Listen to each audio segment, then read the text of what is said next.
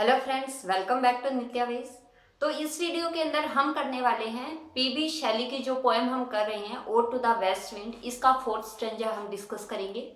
इससे पहले 3 stanza discuss किए जा चुके हैं जो कि अलग अलग पार्ट्स में आपको दिए गए हैं, अवेलेबल करवाए गए हैं। हर एक स्ट्रेंजा का अलग वीडियो बनाया गया है ताकि उसको बड़े ही अच्छे से समझाया जा सके। और ये फोर्थ स्ट्रेंजा इस वीडियो के अंदर हम डिस्कस करेंगे। तो होप्स आपको सब कुछ समझ आ रहा होगा। बहुत ही इजी लैंग्वेज में मैं इसको एक्सप्लेन करने की कोशिश कर रही हूँ और कोशिश करी कि आपको अच्छे से अच्छे तरीके से समझा पाऊँ, क्योंकि बड़ी ही इंटरेस्टिंग पोएम है। और पीबी शैले ने ये जो पोएम है 1820 में पब्लिश हुई थी और अब आ रहा है 2022। तो देखिए कितने साल, 200 साल से भी ज़्यादा का समय हो गया है और हम यहाँ पर इस पोएम को डिस्कस कर रहे हैं। तो कुछ तो स्पेशल है इस पोएम में और इसीलिए इस पोएम ने पीबी शैली को इतना फेमस बनाया है। तो चलिए डिस्कस करते हैं आज इस फोर्थ स्ट्रेंजा को। If I were a dead leaf thou mightest bear. तो यहाँ पे जो पोएट है P B Shelley, Percy Bysshe Shelley, तो वो यहाँ पे कह रहे हैं एक तरह से ये जो स्टेंजा है इसमें पोएट अपने आप को सेल्फ पिटी महसूस हो रहा है। उन्हें अपने आप पे बड़ा दया भाव आ रहा है और वो अपने आप को कमजोर महसूस कर रहे हैं, क्योंकि जो शैली है वो एक तरह का ड्रीमर है जो कि सपने देखता है समाज में बदलाव के, क्रांति के, एक अच्छी सोसाइटी, एक यूटोपियन एक समाज देखना चाहता है, यूटोपियन सोसाइटी वो देखना चाहता है। लेकिन उसके लिए उसका ये बैड लक था कि उसके लाइफ टाइम में जो उसके वर्क्स थे उनको कोई रिकॉग्नाइजेशन नहीं मिला, उसकी पोएम्स फेमस नहीं हुई, लोगों में उसको कोई पहचान नहीं मिली ज़्यादा अपनी पोएम्स के कारण। तो जो क्रांतिकारी विचार वो उस समय समाज में देना चाहता था वो दे नहीं पा रहा और इसीलिए उसको अभी जो अपनी स्थिति है वो बड़ी ही मुश्किल नज़र आ रही है। उसे ऐसे लगता है कि मैं मुश्किलों से घिरा हुआ हूँ और चारों तरफ मेरे दुश्मन हैं। मतलब उसकी जो पर्सनल लाइफ है उसमें दुश्मन उसके हैं और इस कारण से वो ज़्यादा कुछ हैप्पी नहीं अपनी लाइफ से। और जो वेस्ट विंड है उसकी उसने ताकत बताई कि स्काई में उसकी क्या पावर है, अर्थ पे उसकी क्या पावर है, ओशियन पे उसकी क्या पावर है। और वो वेस्ट विंड के आगे बढ़ा ही अपने आप को छोटा कमजोर महसूस कर रहा है और वो इस स्ट्रेंजा के अंदर अपने आप पे पीटी में फील करेगा। और फिर उसके बाद वो वेस्ट विंड से ये एक तरह की रिक्वेस्ट करेगा कि वो उसके अंदर आ जाए और उसे पावर दे दे। तो चलिए ये स्टार्ट करते हैं stanza. If I were a dead leaf, तो जो पोएट है वो कह रहा है if I were a dead leaf, अगर मैं एक सूखा हुआ, एक मरा हुआ पत्ता होता। जैसे जो पत्ते होते हैं वो सूख जाने पर उनका कलर चेंज हो जाता है, येलो हो जाते हैं। तो वो कह रहा है कि अगर मैं एक सूखा पत्ता होता, दाउ माइटेस्ट बियर। दाउ मतलब यहाँ पे वेस्ट विंड को बोला गया है कि मैं तुम्हारी जो माइटेस्ट मतलब जो तुम्हारी जो इतनी शक्ति है मैं उसको भी सहन कर पाता। कैसे कि जो वेस्ट विंड है उसमें, जैसे कि हमने फर्स्ट स्टैंजा में पढ़ा कि जो वेस्ट विंड जब आती है तो वो जितने भी डेड लीव्स हैं उनको अपने साथ उड़ा करके ले जाती है और उन्हें धरती में दफना देती है। तो यही चीज है। और उनके लीव्स के साथ में जो बीज होते हैं वो भी धरती में दफना दिए जाते हैं और फिर उसके बाद में वो दोबारा से एक नई लाइफ रिजनरेट होती है। तो यही बात कह रहा है कि अगर मैं एक सूखा पत्ता होता तो मैं तुम्हारी शक्ति को बियर करता, तुम्हारी शक्ति को मैं सहन करता, तुम्हारी शक्ति को मैं महसूस करता कि तुम मुझे अपने साथ उड़ा के ले जाती और उस तुम्हारी उस शक्ति को मैं महसूस कर पाता। If I were a swift cloud to fly with thee. अब यहाँ पे कहता है कि अगर मैं एक स्विफ्ट क्लाउड, स्विफ्ट होता है तेज बहने वाली। अब यहाँ पे ये जो क्वालिटी होती है ये होती है वेस्ट विंड की, बट ये इस स्विफ्ट वर्ड को लगाया किसके साथ गया है? क्लाउड के साथ, बादल के साथ। अब बादल, तेज बहने वाले बादल, बहने वाले नहीं यहाँ पे उड़ने वाले, मतलब आसमान में जब वेस्ट विंड जब आती है तो जो बादल है, अब वेस्ट विंड की जो गति है वो इतनी ज्यादा तेज होती है कि जो क्लाउड्स है उसके साथ फटाफट आगे की तरफ बढ़ने लगते हैं, उड़ने लगते हैं उसके साथ। तो वो यहाँ पे दो अपोजिट क्वालिटीज एक साथ इसने लिखी हैं। स्विफ्ट लिखा है जो वेस्ट विंड के लिए यूज होता है, क्लाउड के साथ इस वर्ड को इन्होंने एडजेक्टिव के तौर पे जोड़ा है। तो एक अलग सी वीडियो मैं बनाऊंगी जिसके अंदर इस पोएम के अंदर जितने ये स्पीच यूज हुए हैं जो फिगर ऑफ स्पीच यूज़ हुए हैं, बड़ी ही हर तरह का फिगर ऑफ स्पीच लगभग पोइट ने अपनी इस पोएम में यूज़ किया है, और तभी ये पोएम इतनी अच्छी है। तो इस उन सबको मैं डिस्कस करूँगी, जो कि आपके एग्जाम पॉइंट ऑफ व्यू से काफ़ी इंपॉर्टेंट वीडियो रहने वाला है। तो इसमें वो कहते हैं कि अगर मैं एक क्लाउड होता, स्विफ्ट क्लाउड तेजी से बह रहा होता, टू फ्लाई विद यू, और मैं तुम्हारे साथ उड़ता चला जाता। तुम जब इतनी शक्ति से जब चलती हो आसमान में, तो तुम्हारे साथ जो बादल चलते हैं उसी तरह तेज बहने वाले बादल की तरह मैं तुम्हारे साथ, अगर मैं होता तो तुम्हारे साथ बह जाता, तुम्हारे साथ उड़ लेता। A wave to pant beneath the power, और कहता है कि अगर मैं एक लहर होता, तो तुम्हारी जो पावर है उसको अपने नीचे मैं महसूस करता। कि जो वेव होती है, जो पानी की जो लहर होती है, उसको क्या करती है, जो वेस्ट विंड है वो उसको नीचे से धकेलती है, और वो ऊपर की तरफ वेव उठ जाती है, लहर उठती है ऊपर की तरफ।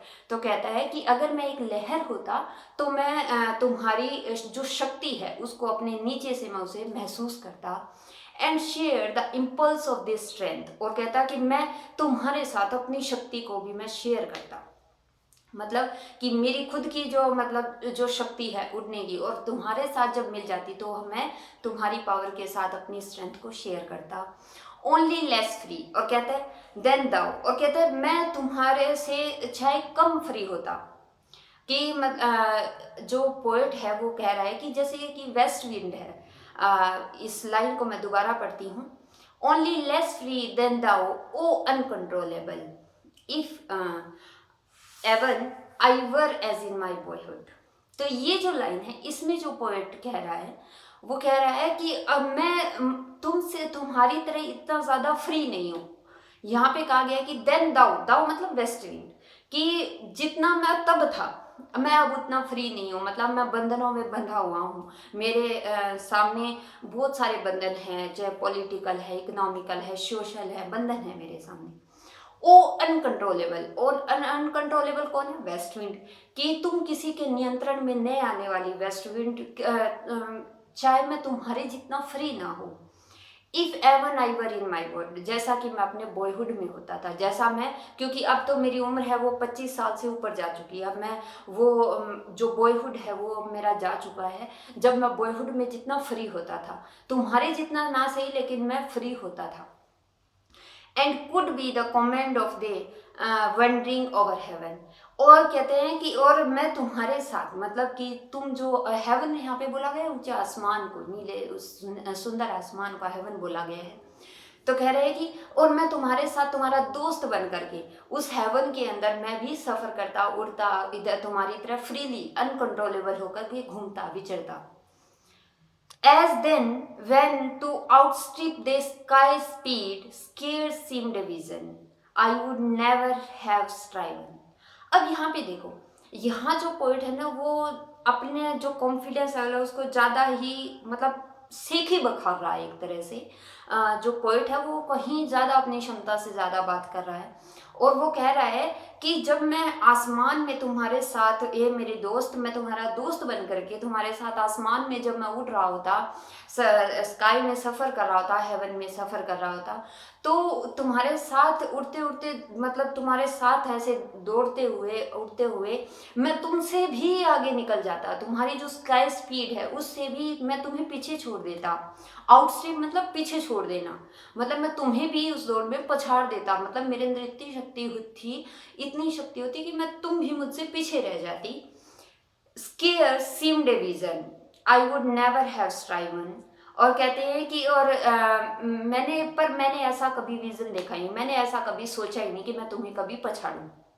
तो एक तरह से जो पोएट है ना वो यहाँ पे अपने आप, पहले तो अपने आप को पीटी महसूस कर रहा था, लेकिन अब वो क्या है, अपनी जो सेल्फ रिस्पेक्ट है, आत्म जो उसका सम्मान है, उसको थोड़ी सी सेव करने की कोशिश कर रहा है। और वो इस तरह से भी बखार रहा है कि भाई मैं तो तुम्हें उस दौड़ में, मैं तो आसमान में अगर तुम्हारे साथ दौड़ लगती तो मैं तुम्हें पीछे छोड़ देता, लेकिन मैंने तो कभी ऐसा सोचा ही नहीं, कभी ऐसा सपना ही नहीं देखा, या मेरा कभी ऐसा विचार ही नहीं रहा।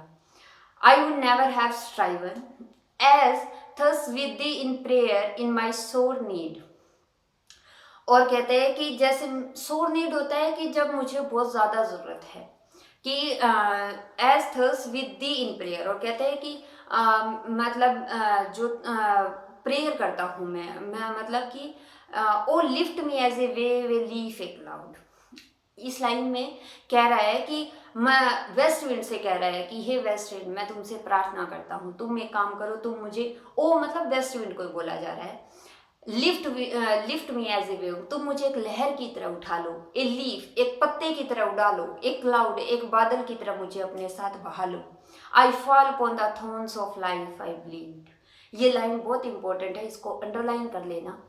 ये है कि I fall upon the thorns of life, मैं जो जीवन जो मेरी जो कांटों रूपी जो जीवन शैया है, मैं उसके ऊपर गिर पड़ा हूँ या इसके ऊपर चल रहा हूँ। एंड आई ब्लीड, मैं जख्मी हो गया हूँ और मेरे मतलब मैं ब्लीड हो रहा हूँ, खून बह रहा है मेरे, इतना मैं जख्मी हूँ। मेरे जीवन कंटीले भरे जो रास्ते हैं मेरे जीवन के, उस पर मैं चल रहा हूँ और मेरे अंदर से खून बह रहा है। I bleed, a heavy loss of hour has chained and bond, और a heavy weight of hours. अब जो यहाँ जो लाइन है, ये जो ऊपर वाली लाइन है, आई fall upon the thorns of life I bleed, a heavy weight of hours has chained and bond.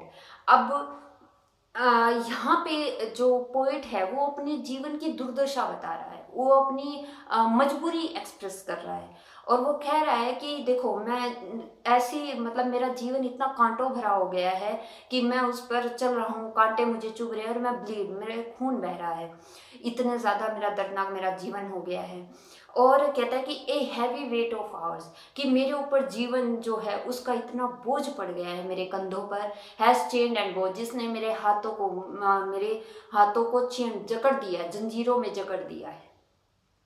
One too like thee tameless and swift and proud, कहता है कि मैं भी तुम्हारी तरह था, टेमलेस स्विफ्ट एंड प्राउड, मैं भी तुम्हारी तरह इतना ही मतलब कि अनंत शक्ति वाला, स्विफ्ट स्विफ्ट यही कि तेज गति से चलने वाला, और प्राउड और अपने आप में गर्व महसूस करने वाला था कि अभी तो मेरे को जो जीवन है, जीवन की जो कठिनाइयाँ हैं, उन्होंने मेरे को चैन में बांध दिया है, मतलब उन्होंने मुझे जंजीरों में जकड़ दिया है, वरना मैं भी तुम्हारी तरह ही अनंत शक्तिशाली था, स्विफ्ट तेज बहने वाला था और प्राउड था, गौरवान्वित होता था। तो यहाँ पे जो पोइट है वो वेस्ट विंड से बोल रहा है कि हे वेस्ट विंड, जो तुम हो, मैं तो तुमसे भी कहीं ज़्यादा शक्तिशाली था, वो तो मैंने कभी तुम्हें ऐसा कभी सोचा ही नहीं तुम्हें पछाड़ने के बारे में, वरना मैं तो तुम्हें भी पछाड़ देता। इस तरह की इमेजिनेशन कर रहा है कि मतलब अपनी जो आत्मसम्मान है या जो सेल्फ रिस्पेक्ट है उसे सेव करने की कोशिश कर रहा है, क्योंकि पहले वो अपने आप पे पीटी फील करता है।